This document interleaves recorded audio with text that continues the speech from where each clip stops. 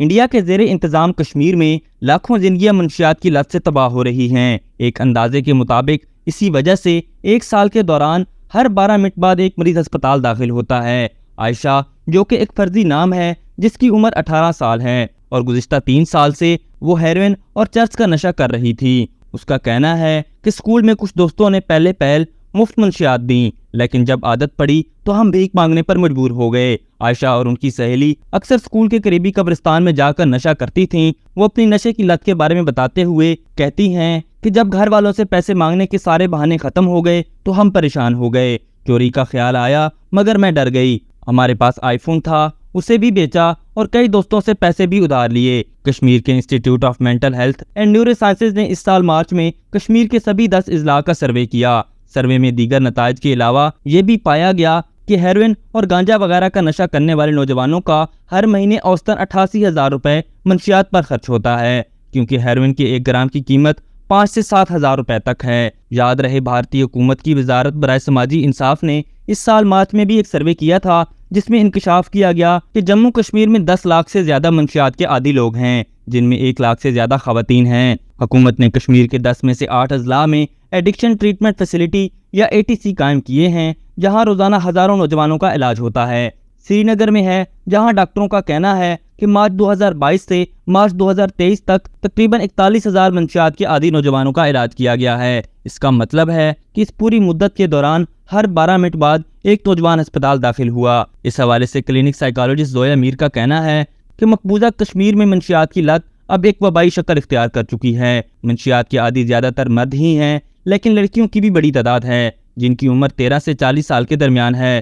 Police اور civil انتظامیہ کے کئی افسران بھی مقبوضہ کشمیر میں منشیات کے پھیلاؤ کو روکنے کے لیے کام کر چکے ہیں۔ ان کا کہنا ہے کہ 100 سال پہلے کشمیر کے راستے ہی منشیات پوری دنیا میں ایکسپورٹ ہوتے تھے۔ ان کے مطابق کشمیر کو ایران، افغانستان اور پاکستان کے قریب ہونے کی وجہ سے گولڈن کریسنٹ یا سنہرا ہلال کہا جاتا تھا۔ ایک مقامی افسر نے نام ظاہر نہ کرنے کی شرط پر بتایا کہ جس طرح کی وبا یہاں اب ہے، ایسا کبھی نہیں تھا۔ یہی وجہ ہے کہ یہاں 1990 سے 2000 تک نوجوان نیند آور یا درد کش گولیاں لیتے تھے۔ پچھلے چند سالوں میں یہاں ہیروئن کی سپلائی بھی بڑھی ہے اور ڈیمانڈ بھی۔ ناظرین، آپ کو بتاتے چلیں کہ مقبوضہ کشمیر میں حالات ایسے ہونے کی وجہ بھارتی سرکار بتائی جا رہی ہیں، اور ماہرین کا کہنا ہے کہ 5 اگست 2019 کو بھارتی وزیر اعظم نریندر مودی کی انتہا پسند حکومت نے بھارتی آئین کے آرٹیکل 370 اور 35A کو منسوخ کر دیا تھا اور مقبوضہ جموں کشمیر کی خصوصی حیثیت ختم کر دی تھی۔ تب سے لے کر اب تک کوئی کشمیری بھی سکھ کا سانس نہیں لے پا رہا۔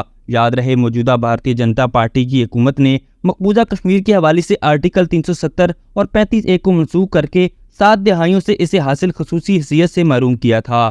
اس وقت کے BJP کے وزیر داخلہ امید شاہ نے مقبوضہ کشمیر کو 2 مرکز کے زیر انتظام علاقوں میں تقسیم کرنے کے لیے ایک بل پیش کیا۔ یہ اقدام واضح طور پر ایک غیر آئینی تھا، کیونکہ آرٹیکل 370 میں ڈھٹائی کے ساتھ اس بات کا ذکر کیا گیا تھا کہ آئین بنانے والے ہر شق کو آئینی اسمبلی میں پیش کریں اور وہاں سے اسے منظور کرایا جائے۔ جبکہ اس حوالے سے گزشتہ دنوں میں ایک اپڈیٹ سامنے آئی ہے کہ بھارتی سپریم کورٹ نے مودی حکومت سے جموں کشمیر کی ریاست بحال کرنے کا ٹائم فریم مانگ لیا ہے، جس میں chief justice of India DY Chandrachud نے کہا کہ آرٹیکل 35A نافذ کر کے ملک کے کسی بھی حصے میں مساوات کے بنیادی حقوق، پیشہ پر عمل کرنے کی آزادی اور دیگر کو عملی طور پر چھین لیا گیا ہے۔ آرٹیکل 370 کی منسوخی پر سماعت کے دوران سالیسیٹر جنرل تشار مہتا کی دلیلیں سننے کے بعد سپریم کورٹ نے کہا کہ جمہوریت کی بحالی ضروری ہے، جس سے صاف ظاہر ہو رہا ہے کہ بھارتی سپریم کورٹ بھی مودی حکومت کے اس کارنامے پہ اس کے سپورٹ میں نہیں ہے۔ بہرحال ناظرین، کشمیری نوجوانوں کا ایسے نشے کی لت میں پڑنا واقعی یہ قابل فکر بات ہے، اور اس حوالے سے